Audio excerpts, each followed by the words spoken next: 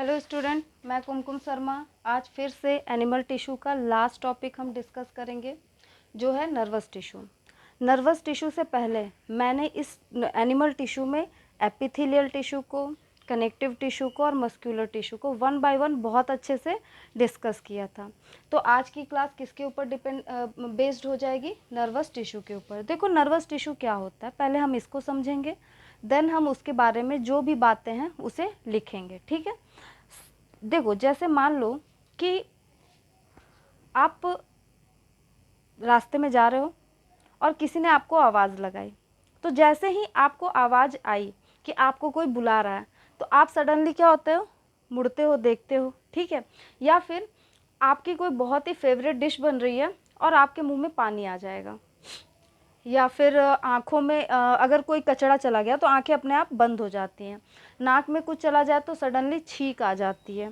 ये जो सारे, या फिर आपके किसी ने आपको पिंच किया और आप क्या होते हो, उसको थप्पड़ मार देते हो। तो ये जो सारे रिस्पॉन्ड हम कर रहे हैं कि फेवरेट डिश देखकर मुंह में पानी का आना, किसी के बुलाने पर हमारा मुड़ जाना, या फिर हमें पिंच करने पे हमें उसे थप्पड़ मारना, ये सारे के सारे जो भी रिस्पॉन्ड है वो किसकी वजह से होता है? नर्वस टिश्यू की वजह से होता है। क्यों होता है, कैसे होता है, वो समझना। जैसे मान लो आपकी स्किन पे किसी ने पिंच किया, तो ये जो इम्पल्स होता है, स्टिमुलस होता है, ये कहाँ जाएगा? आपके ब्रेन में, नर्वस टिश्यू, जो नर्वस सिस्टम है वहाँ पे जाएगा। और वहाँ पर जाने के बाद वो क्या होगा? इंटरप्रीट होगा, मतलब वहाँ उसकी एनालिसिस होगा। और जब वो एनालिसिस कंप्लीट हो जाएगा तो एक प्रॉपर रिस्पॉन्स आएगा। जैसे अगर हम पिंच की बात करें, तो ये जो पिंच वाला था ये आपके ब्रेन पे गया, वहाँ इसकी एनालिसिस होगा और एक रिस्पॉन्स आया। जैसे ही रिस्पॉन्स आया, आपकी जो हाथ है उसके मसल्स कॉन्ट्रैक्ट किए और आपने एक ज़ोरदार थप्पड़ मार दिया। दूसरा, आपका कोई फेवरेट डिश बन रहा है, ठीक है, तो जैसे ही फेवरेट डिश का नाम नहीं, मतलब उसकी जो स्मेल आपके पास आई, आप देख नहीं रहे हो उसको, लेकिन जैसे ही स्मेल आपके पास आएगी वैसे ही सलाइवेशन क्यों हुआ? क्योंकि जैसे ही स्मेल आई, ये जो स्टिमुलस था वो कहाँ जाएगा? आपके ब्रेन में, वहाँ पे उसकी एनालिसिस होगा वहाँ पे, और फिर एक प्रॉपर रिस्पॉन्ड आएगा और फिर आपके मुंह में क्या होगा? लार आ जाएगा, मतलब कि सलाइवेशन स्टार्ट हो जाएगा। तो जो भी हम रिस्पॉन्ड करते हैं, चाहे कोई भी रिस्पॉन्ड, मैं यहाँ खड़े होकर जो भी रिस्पॉन्ड कर रही हूँ, ये किसकी वजह से हो रहा है? नर्वस टिश्यूज़ की वजह से। तो नर्वस टिश्यू क्या है? एक तरीके से हमारे ब्रेन का कमांड देने वाला एक ऑर्गन है।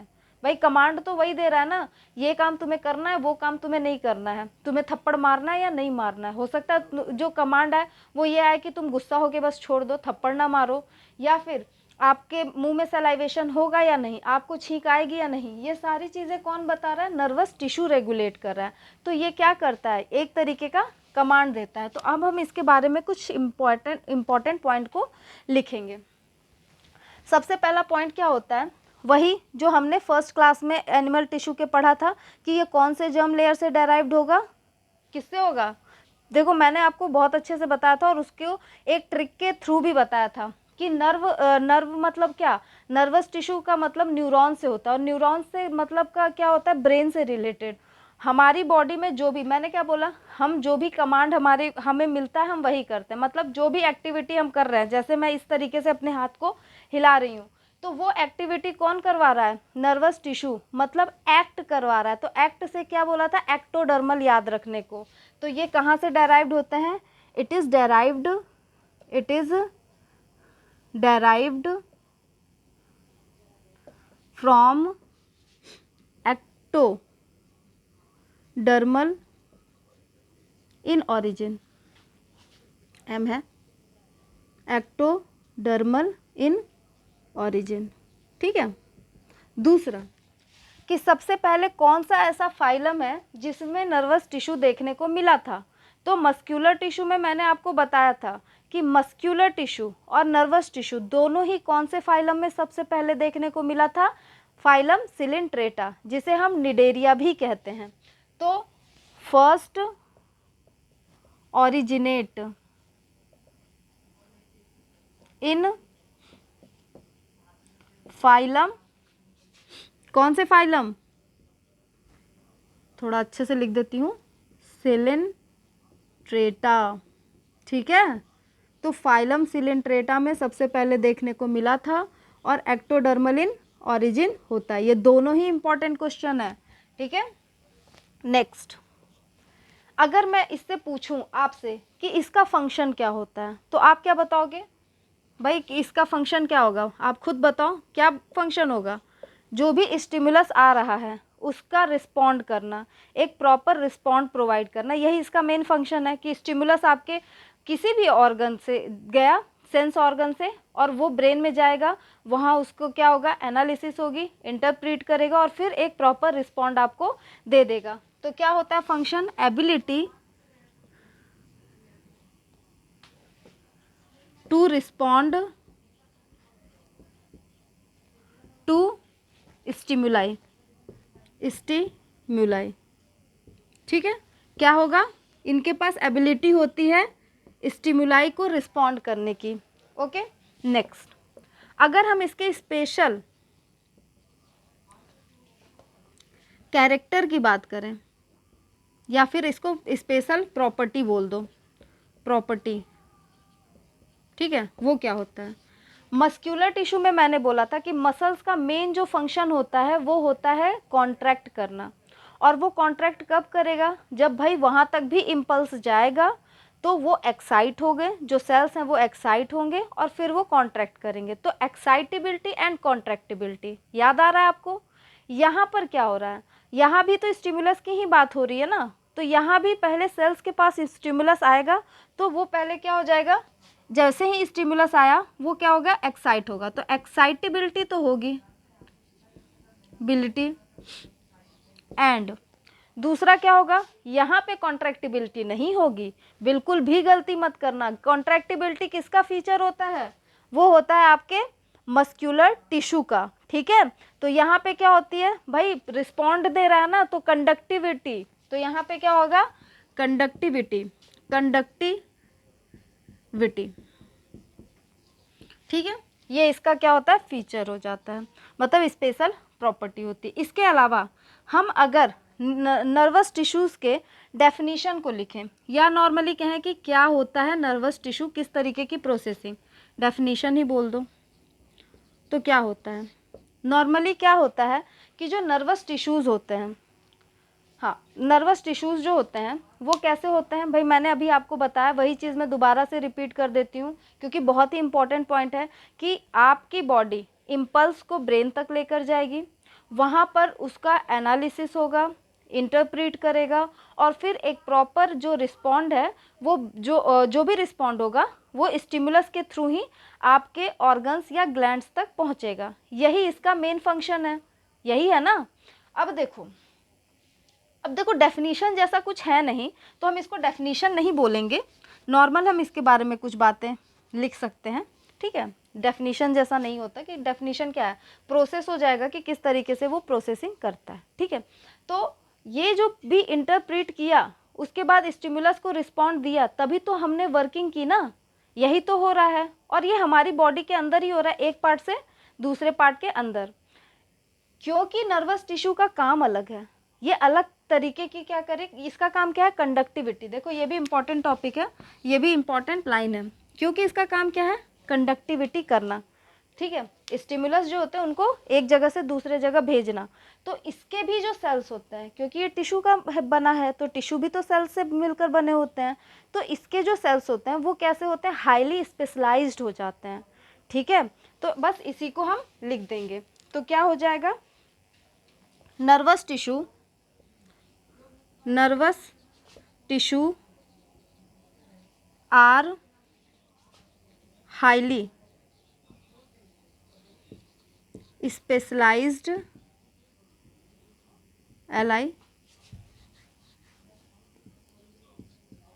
स्पेशलाइज्ड, ठीक है। Nervous tissue are highly specialized for being,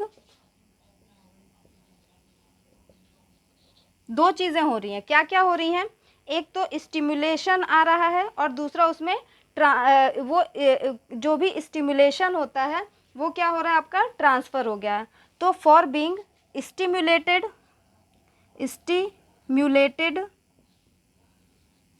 and transmitted, क्या हो रहा है, स्टिमुलेट हो रहा है पहले और ट्रांसमिट हो रहा है। क्या स्टिमुलेट और ट्रांसमिट हो रहा है? द स्टिमुलाई, या इसी को इम्पल्स भी कह सकते हो। For being stimulated and transmitted the stimuli from, और ये जो स्टिमुलेशन है वो बहुत ही तेजी से हो रहा है। Stimuli very rapidly from one place to another place, एक प्लेस से दूसरे प्लेस पे विद इन द बॉडी। ये इसका मेन जो भी पूरी की पूरी बातें हैं, डेफिनेशन बोल लो या प्रोसेस बोल लो, एक ही बात है। मैं समझाती हूँ। नर्वस टिश्यू क्या होते हैं? हाईली स्पेशलाइज्ड होते हैं। पहला क्वेश्चन क्या होंगे? हाईली स्पेशलाइज्ड हो जाते हैं। दूसरा, फॉर बीइंग, किस चीज़ के लिए स्पेशलाइज्ड हुए हैं?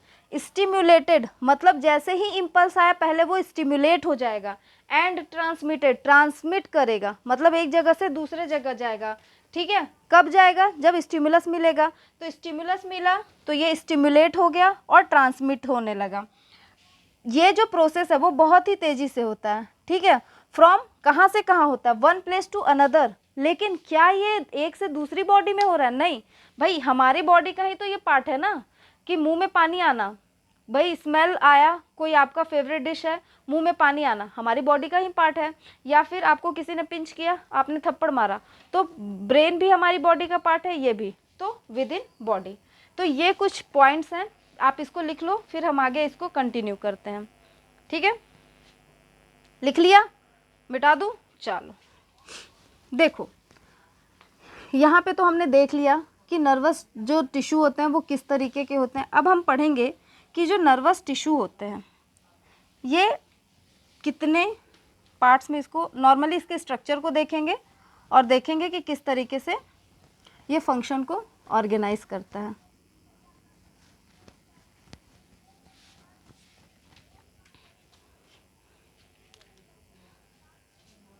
तो यहाँ पे एक चीज़ लिख लो। नॉर्मली पहले मैं एक काम करती हूँ कि इसका स्ट्रक्चर बनाती हूँ, फिर उसके बाद आपको समझाती हूँ। ठीक है, ये एक्सॉन है, देखो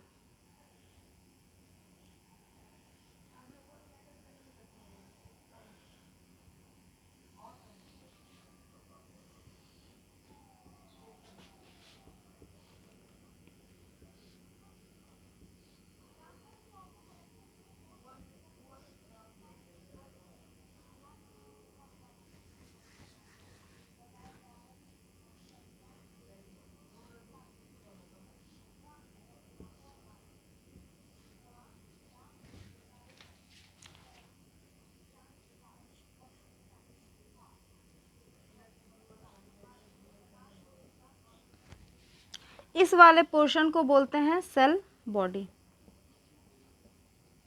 ठीक है, या इसे हम सोमा भी कह सकते हैं। सोमा मतलब होता है बॉडी, या साइटोन भी कह सकते हैं, एक ही बात है। दूसरा, ये जो आपके इस सेल बॉडी से निकला हुआ पार्ट दिख रहा है, इसे बोलते हैं एक्सॉन। क्या बोलते हैं? एक्सॉन। जहाँ पे एक्सॉन की एंडिंग होती है वहाँ पे आपको इस तरीके के स्ट्रक्चर दिखते हैं, जिसे बोलते हैं एक्सॉन टर्मिनल, या फिर नर्व टर्मिनल भी कह सकते हैं। तो यहाँ पे क्या होता है? एक्सॉन टर्मिनल, और एक्सॉन टर्मिनल के पास आपको एक स्वेलन सा, ये दिख रहा है, बिल्कुल फूला हुआ एक स्ट्रक्चर दिखता है, जिसको हम एक्सॉन इंड बल्ब कहते हैं। ठीक है, थोड़ा फूला हुआ है तो बल्ब की तरह दिखता है, तो इसको क्या बोलते हैं? Axon end bulb. अब देखो, क्योंकि ये सेल बॉडी है, ठीक है, तो सेल बॉडी जो होती है वो सेल है, तो सेल के अंदर क्या होता है? न्यूक्लियस होता है। तो यहाँ भी बना दो न्यूक्लियस। इसमें भी क्या होगा, न्यूक्लियस होगा। फिर ये पूरा का पूरा आपका एक्सॉन होता है और उससे जुड़ा हुआ एक्सॉन टर्मिनल होता है और एक्सॉन इन बल्ब होता है। इसके बाद आपके इस एक्सॉन के ऊपर एक फॉस्फोलिपिड की लेयर होती है इस तरीके से, ऊपर की तरफ भी होगी। ये किसकी बनी होती है, फॉस्फोलिपिड की होती है। इसे बोलते हैं माइलिनेटेड शीथ, ठीक है, या माइलिन शीथ बोलते हैं। और ये माइलिन शीथ किसका बना होता है, कुछ सेल्स का। जैसे इस सेल्स से ये माइलिन शीथ बना, इस सेल से ये बना, और इस सेल को बोलते हैं स्वान सेल। समझना बहुत इंपॉर्टेंट है और बहुत इंटरेस्टिंग भी है।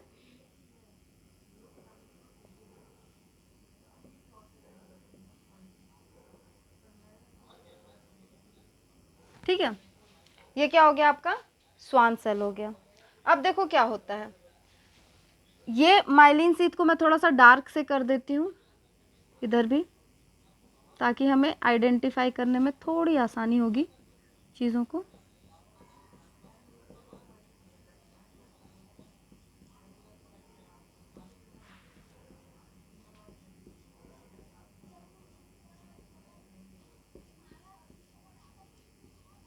ये इस तरीके से, ठीक है। इसको क्या बोलते हैं, माइलिन शीथ। और इसको जो माइलिन शीथ को सिक्रीट करता है, मतलब ये सेल ही माइलिन शीथ बनाता है, इसको बोलते हैं स्वान सेल। ठीक है, ये जो माइलिन शीथ होता है ना, ये एक तरीके से किसकी तरह होता है, इंसुलेटर। क्या होता है, इंसुलेटर। और इसके बीच में जो आपको स्पेस, देखो ये माइलिन शीथ पूरी नहीं होती है, बीच बीच में आपको स्पेस दिख रहा है।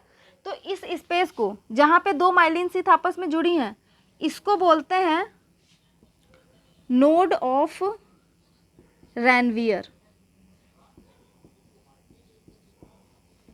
ठीक है, इसको क्या बोलेंगे, नोड ऑफ रैनवियर। जैसे यहाँ पे हो गया, इस जगह पे हो गया, इस जगह पे हो गया, तो ये क्या होता है, नोड ऑफ रैनवियर होते हैं। और यहाँ पर आपको छोटे छोटे ग्रेन्यूल्स दिखाई देते हैं, जो आपको कहाँ दिखाई देते हैं, सिर्फ और सिर्फ सेल बॉडी में। और प्लस जो ये क्या होता है, हाँ इसको लिख लो डेंड्राइट। डेंड्राइट ऊपर लिख देती हूँ मैं, ये क्या है, डेंड्राइट है। ठीक है, तो ये जो ग्रेन्यूल्स हैं आपको कहाँ दिखते हैं, एक तो सेल बॉडी में ऊपर से, और कहाँ दिखते हैं, इस डेंड्राइट पे दिखते हैं। यहाँ दिख जाएंगे, जितने भी डेंड्राइट होते हैं सब पे दिखते हैं। यहाँ हो जाएगा, फिर यहाँ हो जाएगा, इस तरीके से होते हैं। ये जो आपके जो ग्रेन्यूल्स होते हैं, इसको क्या बोलते हैं एक्चुअली में, निसेल्स ग्रेन्यूल्स बोलते हैं। और ये बना किसका होता है, RER, मतलब रफ एंडोप्लाज्मिक रेक्टिकुलम। अभी इसको हटा देती हूँ क्योंकि ये तो मैं जब डिस्कस करूँगी तो वहाँ पे जब लिखवाऊंगी तो ऐसे भी लिखवा दूंगी। ठीक है, तो ये एक प्रॉपर क्या होता है, न्यूरॉन का स्ट्रक्चर होता है। ये क्या होते हैं, न्यूरॉन, स्ट्रक्चर ऑफ न्यूरॉन, या न्यूरॉन स्ट्रक्चर। ठीक है, ये क्या होता है, एक न्यूरॉन का प्रॉपर स्ट्रक्चर होता है। अब देखो हमको इसको 1 बाय 1 समझना है। एक तो आपका क्या हो गया, सेल बॉडी हो गई, दूसरा आपका डेंड्राइट हो गया, इसके अलावा ये आपका पूरा का पूरा क्या हो गया, एक्सॉन हो गया। फिर आपका ये जहाँ पर इस एक्सॉन के ऊपर एक माइलिन की शीथ है, जो कैसी है, किसकी बनी है, फॉस्फोलिपिड की। तो ये हो गई माइलिन शीथ। और ये माइलिन शीथ बनी किससे है, स्वान सेल से बनी है, तो ये हो गया स्वान सेल। अब आगे देखो कि इसके फिर उसके बाद क्या होता है, इसके एंड पर आपको एक्सॉन टर्मिनल देखने को मिलता है, ये 6 पॉइंट लिख लो। एक्सॉन इन बल्ब होता है, ये 7 पॉइंट लिख लो। और कुछ बचा क्या, हाँ, और इसके बाद क्या होता है, जहाँ जहाँ पर माइलिन शीथ नहीं है, मतलब जहाँ पे दोनों मिल रहे हैं उस जगह पे पर्टिकुलर माइलिन की पूरी शीथ नहीं है, तो उसको बोलते हैं नोड ऑफ रेनवियर। इसको 8th पॉइंट लिख लो। और यहाँ पर आपको एक्सॉन में और डेंड्राइट में कुछ क्या देखने को मिलते हैं, ग्रेन्यूल्स, मतलब कुछ महीन कण टाइप के स्ट्रक्चर, जिसे हम बोलते हैं निसल ग्रेन्यूल्स। तो इसको 9th लिख लो। ठीक है, ये एक प्रॉपर स्ट्रक्चर होता है न्यूरॉन्स का। ठीक है, तो आप इसको पहले लिख लो, फिर मैं 1 बाय 1 करके समझाती हूँ। हो गया? चलो ठीक है, देखो पहले मैं समझा देती हूँ, फिर मैं लिखवा दूंगी। सबसे पहले जो इम्पल्स होता है वो डेंड्रॉन के पास आता है। ठीक है, ये डेंड्रॉन क्या करते हैं, इस इम्पल्स को रिसीव करते हैं, और रिसीव करने के बाद कहाँ भेज देंगे इसको, सेल बॉडी में। क्योंकि सेल बॉडी जो है इसके पास अपना खुद का न्यूक्लियस है, ये अपना दिमाग लगाएगा और दिमाग लगाकर इंटरप्रीट करना शुरू करेगा। अब इसने क्या किया, इंटरप्रीट कर दिया, जो भी स्टिमुलाई था उसको समझा, एनालिसिस किया, और एनालिसिस करने के बाद वो उसको आगे फर्दर भेज देगा। यहाँ पर इम्पल्स जैसे ही आएगा, क्योंकि इस जगह को एक और पॉइंट लिख लो, जहाँ पर आपका सेल बॉडी और एक्सॉन मिलता है, मतलब यहाँ पर सेल बॉडी ख़त्म और एक्सॉन शुरू हो गया। इस पर्टिकुलर जगह को, जहाँ पे मान के चलो ऐसे ट्रायंगल बन जाएगा, ट्रायंगुलर कोई शेप नहीं है, मैं बस समझाने के लिए बता रही हूँ। इस पर्टिकुलर जगह को, पूरे जगह को, इस वाले जगह को एक्सॉन हिलॉक बोलते हैं, एक्सॉन हिलॉक। अब समझना क्या होता है एक्सॉन हिलॉक। मैंने क्या बोला, जो इन्फॉर्मेशन था, जो स्टिमुलाई था, वो सबसे पहले डेंड्राइट के पास आया। डेंड्राइट उसको क्या करेगा, सबसे पहले उसको रिसीव करेगा, रिसीव करने के बाद उसको सेल बॉडी में भेज देगा। सेल बॉडी में जाने के बाद वो क्या होगा, इंटरप्रीट करेगा। ठीक है, और वहाँ पे उसकी मस्त एनालिसिंग होगी, एनालिसिस कर लिया, अब उसको आगे जाना है। तो इम्पल्स जो है, यहाँ इम्पल्स नहीं बन रहा है, याद रखना, सेल बॉडी के अंदर इम्पल्स नहीं बना। अभी यहाँ पे क्या हो रहा है, सिर्फ और सिर्फ प्रोसेसिंग चल रही है भाई, काम चल रहा है यहाँ एनालिसिस का। जब एनालिसिस हो जाएगा तो इस जगह पर आने के बाद, जिसे हमने क्या बोला, एक्सॉन हिलॉक, इस जगह पर आने के बाद इम्पल्स बनता है। तो इम्पल्स एग्जैक्ट कहाँ बनता है, सेल बॉडी में नहीं बनता, एक्सॉन जहाँ है वहाँ से इम्पल्स स्टार्ट होता है। अब क्योंकि यहाँ पे इम्पल्स आया, यहाँ से स्टार्ट हुआ, और ये जो पूरी की पूरी शीट है माइलिन की, ये तो क्या है, इंसुलेटर, मैंने यहाँ पे लिखा है, और बहुत ही इंपॉर्टेंट पॉइंट हो जाता है। ये इम्पल्स को तो आगे जाने ही नहीं देगा, मतलब अगर इम्पल्स चाहे कि ऐसे जाए तो नहीं जा सकता है। क्यों? क्योंकि ये तो इंसुलेटर है, तो ये इसको आगे नहीं जाने देगा। तो अब इम्पल्स कैसे जाएगा, सोचो भाई, इम्पल्स को तो जाना है, तभी तो वो आगे जाएगा ना। यहाँ भी एक न्यूरॉन होगा, यहाँ भी क्या होगा, डेंड्राइट होगा, सेल बॉडी होगी, फिर आगे फर्दर कंटिन्यू करेगा।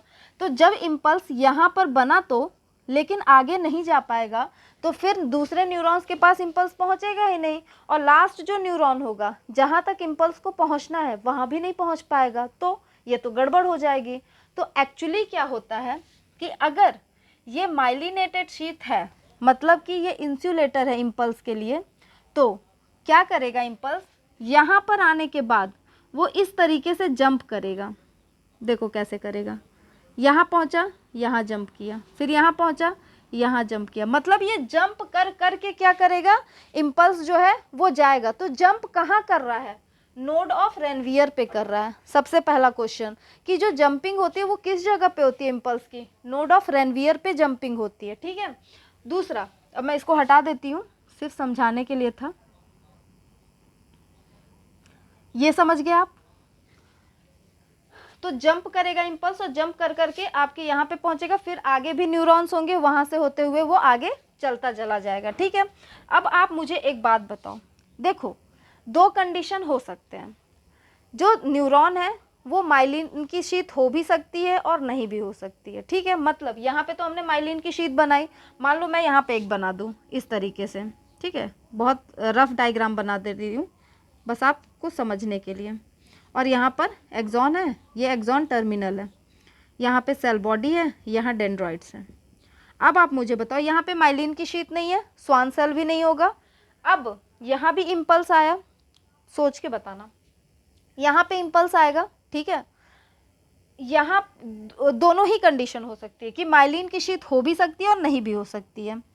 अगर हुई तो कैसे जाएगा ये तो हमने देख लिया, लेकिन अगर नहीं हुई तब तो इम्पल्स आया, यहाँ बना और इस तरीके से जाएगा। अब आप मुझे बताओ कि किस कंडीशन में इसको ए मानो और इसको बी मान लो। आप बताओ कि किस कंडीशन में जो आपका इम्पल्स है वो तेज़ी से जाएगा, ए में या बी में? आप क्या बोलोगे? मैम बी में, पक्का? हाँ, लॉक कर दें? बिल्कुल कर दीजिए। अरे ऐसा कभी मत करना, देखो क्यों, इस चीज़ को समझना। क्योंकि इम्पल्स यहाँ आया, उसको पूरा रास्ता कवर करना है ना, वो इस तरीके से लॉन्ग रूट पकड़ के जा रहा है, तो इसको तो टाइम लगेगा ना जाने में। मतलब ये जो कंडक्शन होता है ये कैसा होगा? स्लो होगा। और ये कंडक्शन कैसा होगा? क्योंकि ये जंप कर कर के जा रहा है, पूरे रास्ते को कवर नहीं कर रहा, शॉर्टकट मार रहा है, तो यहाँ पे कैसा होता है? Faster conduction. तो जहाँ पे माइलिन की शीट होती है वहाँ फास्टर कंडक्शन होता है, जहाँ माइलिन की शीट नहीं होती है वहाँ पे कैसा कंडक्शन होता है? स्लो कंडक्शन होता है। ठीक है, ये समझ गए आप। और यहाँ से क्वेश्चन कई बार पूछा जाता है, तो माइलिन शीट हो गया, स्वान सेल हो गया, इसके बाद आपका निसल ग्रेन्यूल्स हो गए, ये इन सब पे क्वेश्चन आते हैं। ठीक है, अब मैं इसको मिटाती हूँ क्योंकि मुझे इन सब के बारे में भी लिखना है, तो मिटा दूँ, आप इसको नोट डाउन कर लो।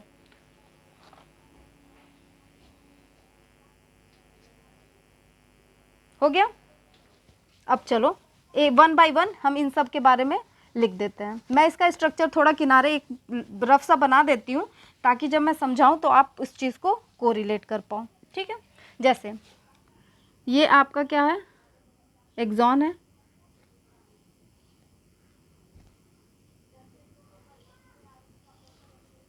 ये सेल बॉडी था, ये एक्सॉन है, इस तरीके से टर्मिनल है, एक्सॉन टर्मिनल, इसको एक्सॉन टर्मिनल बल्ब कहेंगे। यहाँ माइलिन की शीट है, इस तरीके से होगी, फिर यहाँ दूसरी है, यहाँ तीसरी है, इस तरीके से। ये स्वान सेल हो जाएगा जो माइलिन की शीट को बना रहा होगा। इसके अंदर न्यूक्लियस होगा, यहाँ पे डेंड्राइट्स होंगे। ठीक है, अब मैं वन बाय वन करके, देखो मैंने पूरा डायग्राम नहीं बनाया, आप इधर भी माइलिन शीट बना लेना समझने के लिए। ठीक है, सिर्फ मैं समझने के लिए बना रही हूँ। अब देखो सबसे पहले हम किसकी बात करते हैं? सेल बॉडी की। सेल बॉडी, इसको हम एक और नाम से जानते हैं, क्या? सोमा, या फिर आप बोल दो साइटोन। देखो कुछ भी बोलो, बात एक ही है। ठीक है, तो सोमा बोल दे, साइटोन बोल दे, सेल बॉडी बोल दे, कुछ भी बोले, बात एक ही है। सबसे पहला आप देख रहे हो, इसको बोलते हैं सेल बॉडी, बोलते हैं ना। इसमें क्या दिख रहा है आपको? न्यूक्लियस दिख रहा है। ठीक है, तो सबसे पहले क्या होता है? It has nucleus, nucleus. दूसरा, इसके अंदर आपको इस तरीके से कुछ ग्रेन्यूल्स भी दिखाई दे रहे थे जो आपको डेंड्राइट्स के ऊपर भी दिख रहे थे। क्या बोला था हमने उसको? निसल ग्रेन्यूल्स, तो वो भी आपको यहाँ दिखाई दे रहा है। फिर क्या लिख सकते हो? इट हैज़, या फिर ऐसे लिख दो, Nissl granules are present. Nissl granules are present. ठीक है, निसल ग्रेन्यूल्स क्या है? प्रेजेंट है। क्या होते हैं निसल ग्रेन्यूल? इनके बारे में थोड़ी सी बातें कर लेते हैं। सबसे पहला पॉइंट, जो निसल ग्रेन्यूल्स होते हैं ना, वो आपके किसके बने होते हैं? Rough endoplasmic reticulum. अब आप सोचोगे कि ये रफ एंडोप्लाज्मिक रेक्टिकुलम क्या होता है, तो अभी आप थोड़ा पेशेंस रखो, क्योंकि जब हम सेल वाला चैप्टर पढ़ेंगे तो वहाँ पे हम इसके बारे में बहुत अच्छे से समझ लेंगे। तो ये किसका बना होता है? रफ एंडोप्लाज्मिक रेक्टिकुलम का। रफ एंडोप्लाज्मिक रेक्टिकुलम, ठीक है, जिसको हम नॉर्मली RER कहते हैं। तो ये इसका बना होता है। ठीक है, इसके बाद इसका फंक्शन क्या होता है? जो रफ एंडोप्लाज्मिक रेक्टिकुलम होता है ना, इसका फंक्शन होता है प्रोटीन के सिंथेसिस करना। अभी आप टेंशन मत लो, हम इसको बहुत अच्छे से समझेंगे। तो इसका काम क्या होता है? Protein synthesis. प्रोटीन सिंथेसिस, ये क्या करेगा, प्रोटीन की सिंथेसिस करेगा। ठीक है, तो निसल ग्रेन्यूल्स क्या होता है, रफ एंडोप्लाज्मिक रेक्टिकुलम का होता है बना हुआ, और इसका काम क्या होता है, प्रोटीन की सिंथेसिस करना होता है। ठीक है, नेक्स्ट सेल बॉडी हो गया। अगली बात हम किसकी करते हैं, एक्सॉन की। ठीक है, एक्सॉन क्या होता है, नहीं पहले डेंड्राइट की बात कर लेते हैं। तो क्या होता है डेंड्राइट, देखो डेंड्राइट, कहीं कहीं डेंड्रॉन भी लिखा होता है, तो सिंगुलर डेंड्रॉन होता है, प्लूरल डेंड्राइट्स होता है, तो कंफ्यूज मत होइएगा। ठीक है, तो डेंड्राइट क्या होता है, जो डेंड्राइट होता है देखो कहाँ पे प्रेजेंट है, जो आपकी सेल बॉडी है उसके टॉप पे, और ये कैसे हैं, छोटे छोटे हैं और ढेर सारे हैं, तो उसी चीज़ को लिख लेते हैं, स्मॉल मल्टीपल इन नंबर। ठीक है, स्मॉल होते हैं, मल्टीपल में होते हैं नंबर में, और इनका काम क्या होता है, हाँ इसका एक और वर्ड लिखते हैं एफरेंट। ठीक है, एफरेंट का मतलब क्या होता है, अभी आप समझ जाओगे, 2 मिनट देना मुझे। स्मॉल होता है, मल्टीपल इन नंबर होते हैं, और एफरेंट होता है। अब इसका जो काम होता है वो क्या होता है, इम्पल्स को लेकर आना, इम्पल्स को ये लेकर आएगा और किसको दे देगा, ये सेल बॉडी को दे देगा। तो ये क्या करता है, bring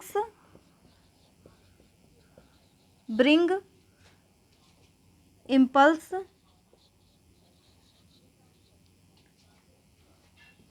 towards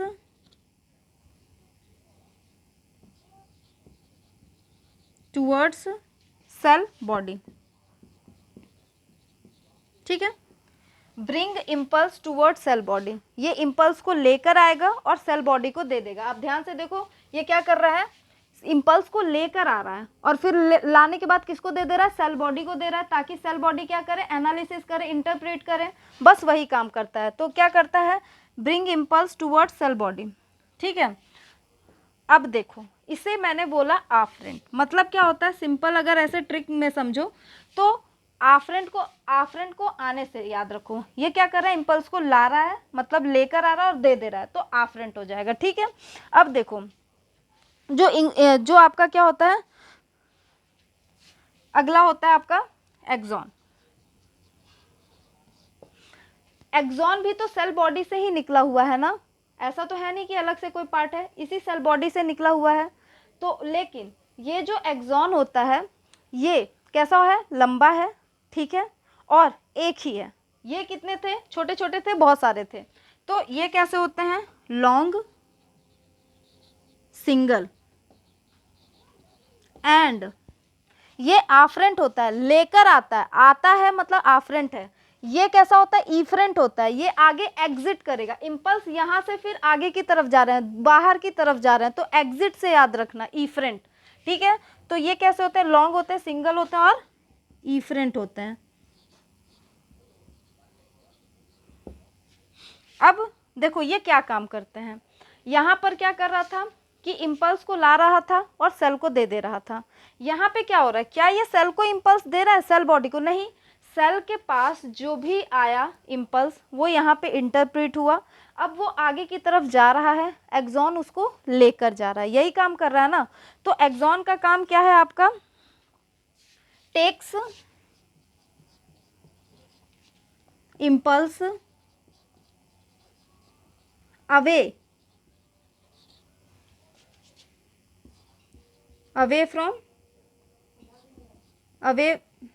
from cell body. ठीक है, ये क्या कर रहा है, वहाँ से दूर जा रहा है, सेल बॉडी से अवे की तरफ जा रहा है, तो यहाँ पे अवे फ्रॉम सेल बॉडी हो जाता है, और यहाँ पे क्या हो जाता है, टूवर्ड सेल बॉडी। ये दोनों वर्ड बहुत इंपॉर्टेंट है, वेरी वेरी इंपॉर्टेंट। एक लाइन मैं भूल गई थी बताना, यहाँ पर निसल ग्रेन्यूल्स में लिख लीजिएगा कि निसल ग्रेन्यूल्स जो होता है वो सिर्फ और सिर्फ कहाँ पे प्रेजेंट होता है, इस सेल बॉडी में और डेंड्राइट में, वो एक्सॉन और एक्सॉन हिलॉक पे कभी भी प्रेजेंट नहीं होता है। मैं चाहे तो यहाँ लिख देती हूँ, it is present cell body and dendrites but absent in axon, इस एक्सॉन में कभी भी निसल ग्रेन्यूल्स देखने को नहीं मिलता है, and axon hillock, axon hillock. अब एक्सॉन हिलॉक क्या होता है? जहाँ पर सेल बॉडी एक्सॉन के साथ जुड़ती है उस पर्टिकुलर जगह को ही एक्सॉन हिलॉक कहते हैं, और यहीं पर सबसे पहले इम्पल्स जो होती है वो बनती है और आगे जाती है। ठीक है, तो ये पॉइंट्स थे, कुछ लिख लो, फिर हम आगे इसको कंटिन्यू करते हैं। अब हम बात करेंगे किसकी? माइलिन शीथ के बारे में। हो गया, चलो अब किसकी बात करेंगे? Myelin sheath. क्या है माइलिन शीथ? एक तरीके का इंसुलेटर है। ये बात आपके दिमाग में फिक्स होनी चाहिए। देखो, निसल ग्रेन्यूल से क्वेश्चन आपके टेट और टीजीटी में, टीजीटी बायोलॉजी में तो बहुत पूछे जाते हैं और कंटिन्यूअसली सेवरल टाइम्स पूछे गए हैं। ठीक है, अब हम किसकी बात करते हैं? Myelin sheath. ठीक है, क्या होता है माइलिन शीथ? सबसे पहले किसका बना होता है? फॉस्फोलिपिड का बना होता है। तो पहले लिख लो phospholipid, phospholipid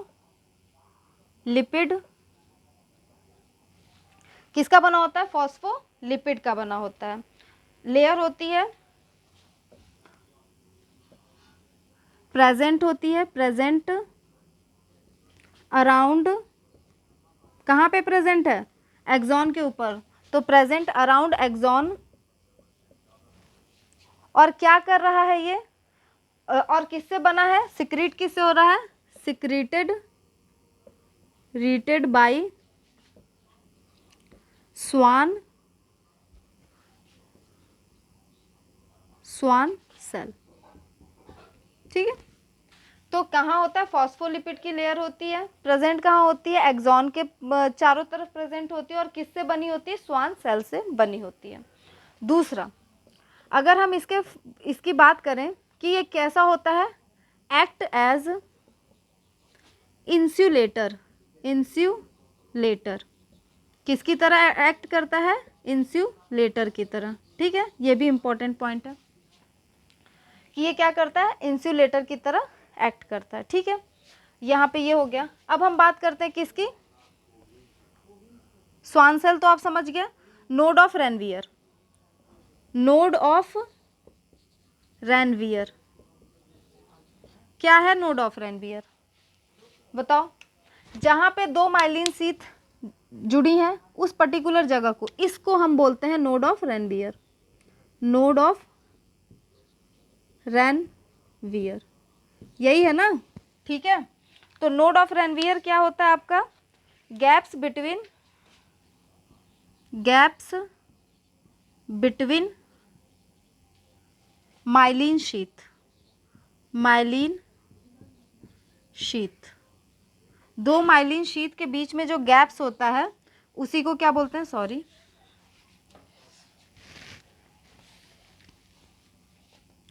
gaps between myelin sheath. ठीक है, तो जो गैप्स होती है माइलिन शीथ के बीच में उसी को क्या बोलते हैं? Node of Ranvier. और इसका फंक्शन क्या होता है? सबसे पहले इम्पल्स की जो जंपिंग हो रही है वो इसी जगह पे तो हो रही है। ये क्या करता है? जंपिंग ऑफ इम्पल्स, जंपिंग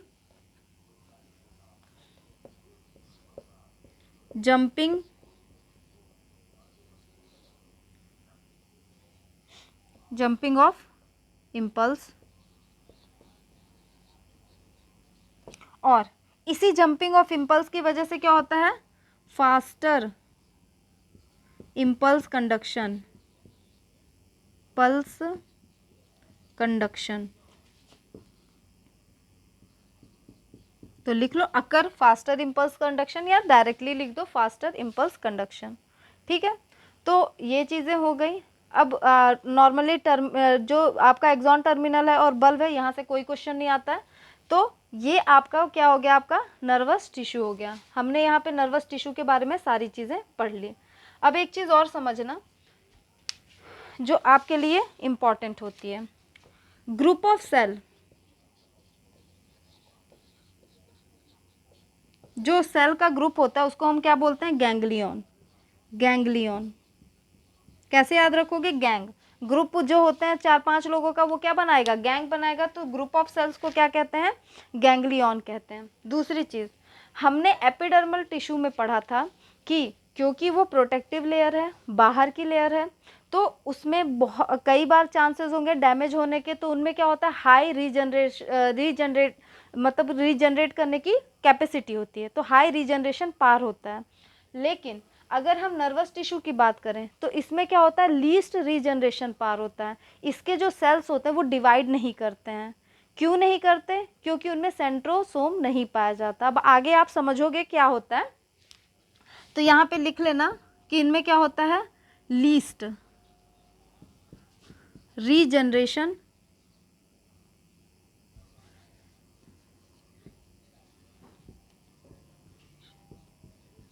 पार, ठीक है, इनमें क्या होता है, लीस्ट रीजनरेशन पार देखने को मिलता है। ये आप लिख लो, फिर मैं एक चीज़ और मेरे को बताना है, फिर ये हम इसको हम फिनिश कर देंगे, ठीक है।